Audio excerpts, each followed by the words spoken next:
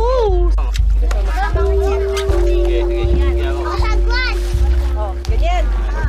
Tataob ako. Wala talaga ako kasama dito.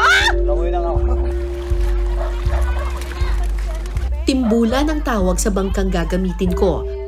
Styrofoam na kinabitan ng kawayan. Huwag niyang bumbuin. Nakuha rin daw sa dagat ang materyales nito.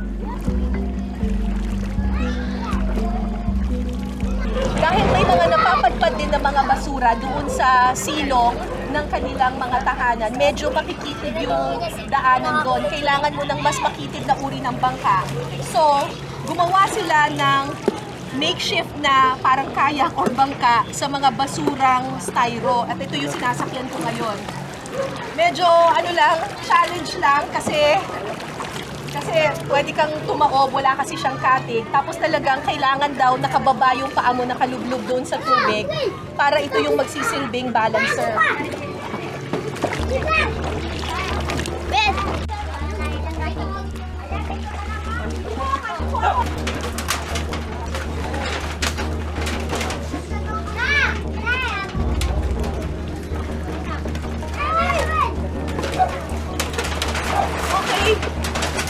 Yan, pwede na, maluwag na. So dahil meron niyang mga basura rin dun sa mga ilalim ng mga silong, hindi kakasya yung malaking bangka. Kailangan yung mga ganitong klaseng makikitid na styro ang gagamitin natin. Ang hinahanap nating uri ng basura, yung tinatawag nilang sibak.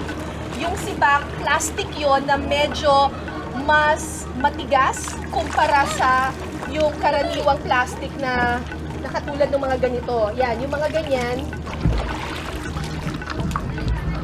Hindi ko na lang iniisip kung ano yung mga basura dito.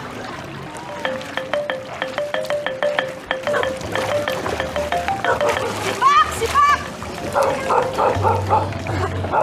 So, ang kinukuha nila dito, yung mga plastic na tinatawag nila sibak. Yun yung plastic na medyo mas matigas kumpara doon sa mga ganitong uri ng plastic. Ito, hindi nila ito napakikinabangan. Kailangan yung mga medyo ganitong uri ng plastic.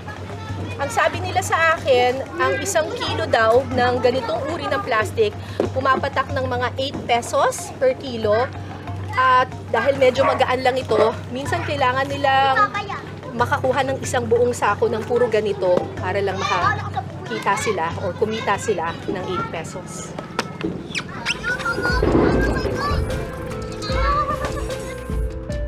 Si Robert ginawang bangka na galing sa kalakal na refrigerator.